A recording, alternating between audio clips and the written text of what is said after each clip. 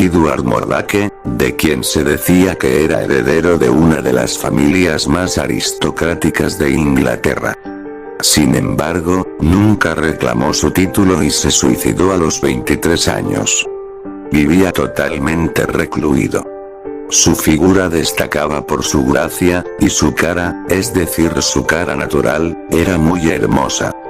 Pero en la parte de atrás de su cabeza tenía otra cara. Esta de una bella joven encantadora como un sueño, horrible como un demonio. La cara femenina era solo una máscara, ocupando solo una pequeña parte del cráneo, pero exhibía signos de inteligencia, de una inteligencia maligna. Sin embargo, podía vérsela sonreír burlonamente mientras Murdoch dormía. Sus ojos seguían los movimientos del espectador y los labios farfullaban sin cesar. Ninguna voz se oía, pero Murdoch afirmaba que no podía dormir por la noche debido a los odiosos susurros de su gemela diabólica, como la llamaba, que nunca duerme, sino que me habla continuamente de unas cosas tales que solo pueden hablarse en el infierno. A pesar de que lo vigilaban constantemente, consiguió veneno y se suicidó. Dejó una carta en la que pedía que la cara demoníaca fuera destruida antes de ser enterrado para que no continúe con sus horribles susurros en su tumba.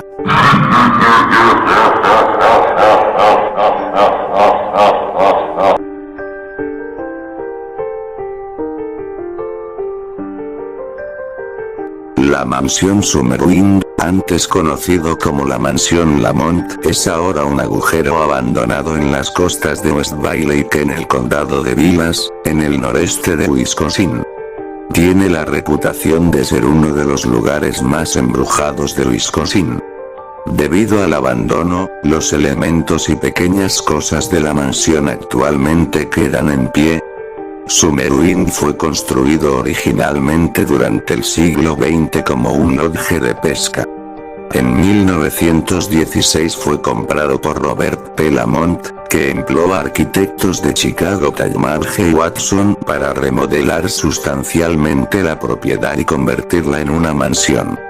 Lamont se mantuvo en Summerwind durante aproximadamente 15 años, tiempo durante el cual las sirvientas de Lamont dijeron que la mansión estaba embrujada, pero él no les creyó. Sin embargo, después se informó de haber abandonado la propiedad de repente a mediados de la década de 1930 después de presenciar una aparición en la cocina de la mansión. Después de permanecer vacante durante algún tiempo, la casa se convirtió en la residencia de Arnold y Ginger Insau y sus 4 hijos, que se trasladaron durante la década de 1970.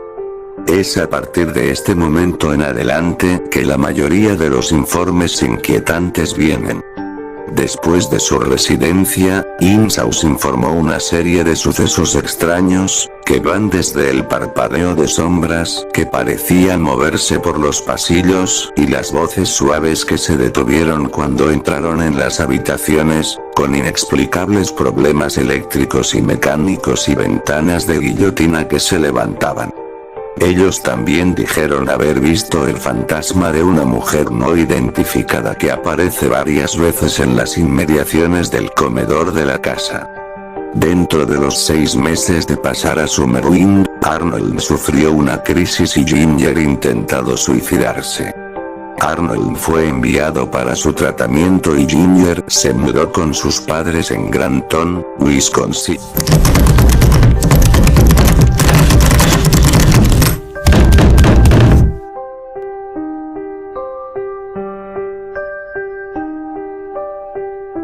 En verdad era Anneliese Michel, de origen alemán, quien fuera poseída por 6 demonios, cuya vida se llevaría a la pantalla grande con el film El exorcismo de Emily Rose. Anneliese Michel tenía sueños como todas las niñas de su edad, el suyo era ser maestra.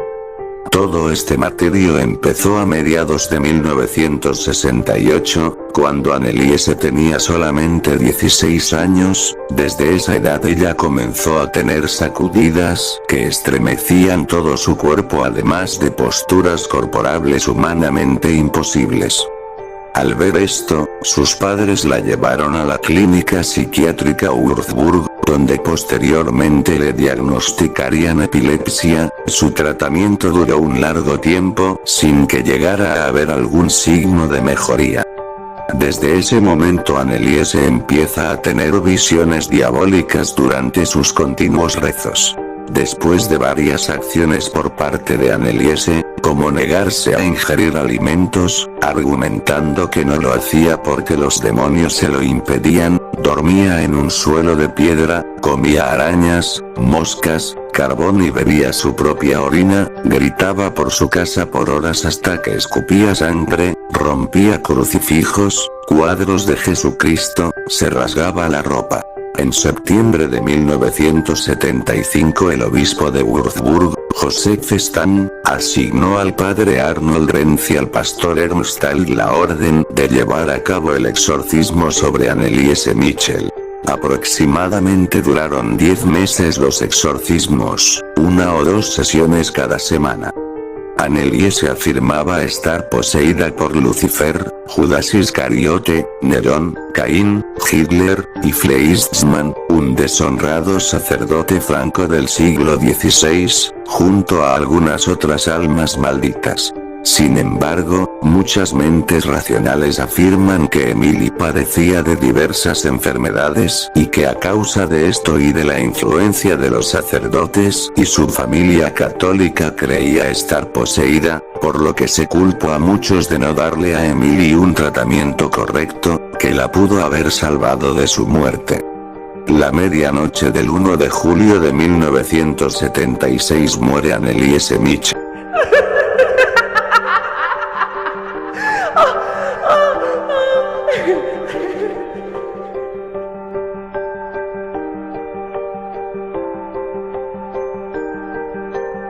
Los fantasmas pueden salvar vidas o quitarlas.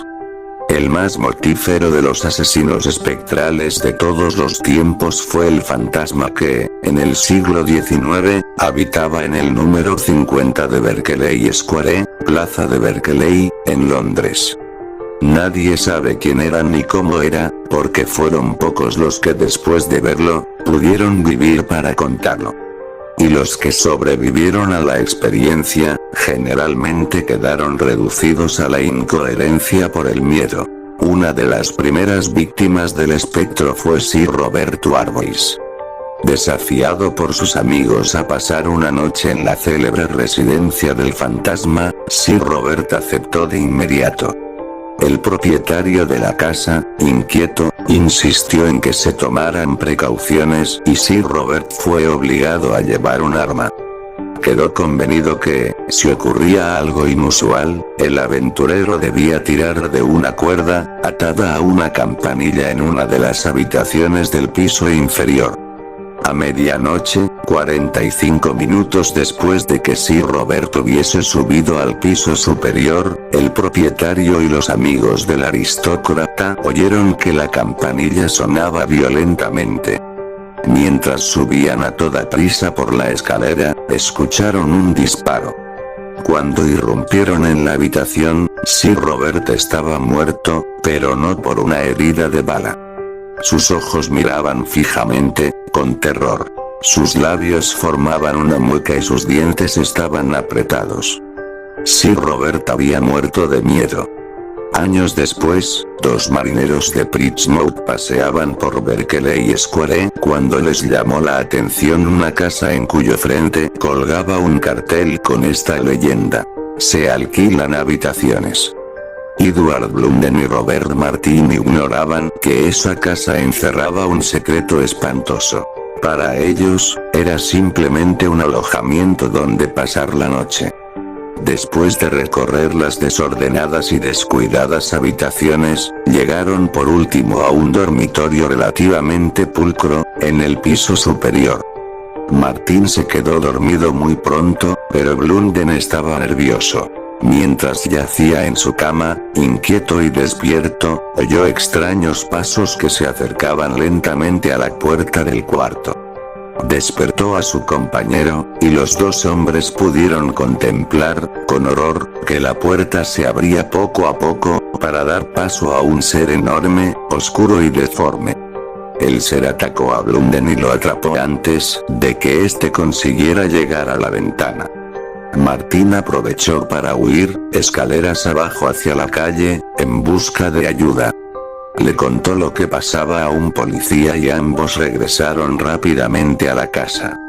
Pero ya era demasiado tarde. El cuerpo destrozado de Blunden, con el cuello roto y el rostro fijado en una mueca terrorífica, yacía en las escaleras que llevan al sótano. Las otras víctimas del demonio asesino de Berkeley Square forman una lista que incluye a una joven huésped de la casa que enloqueció de terror, a un hombre que duró allí una noche y fue encontrado muerto al día siguiente, a la criada de una familia que alquiló la casa. La criada murió en el hospital tras ser encontrada moribunda en el suelo gimoteando. No dejéis que me toque. Intrigado por estas y otras narraciones sobre la casa del fantasma, un valiente del reino resolvió, en el siglo XIX, llegar hasta el fondo del misterio.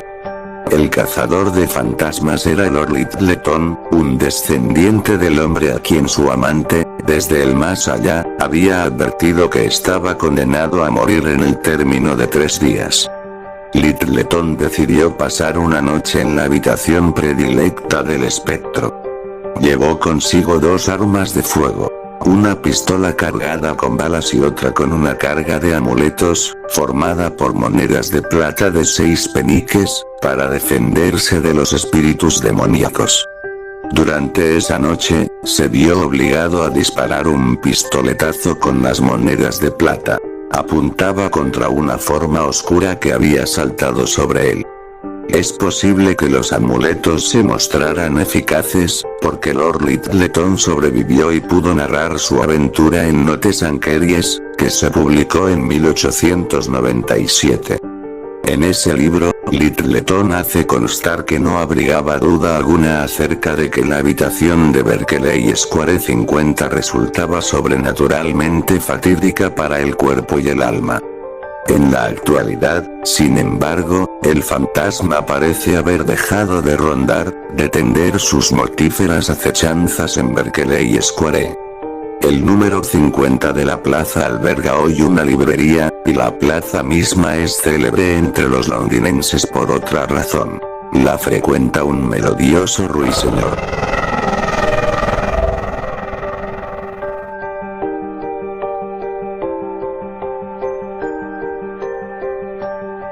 El caso de la rectoría de Borley es uno de los más populares.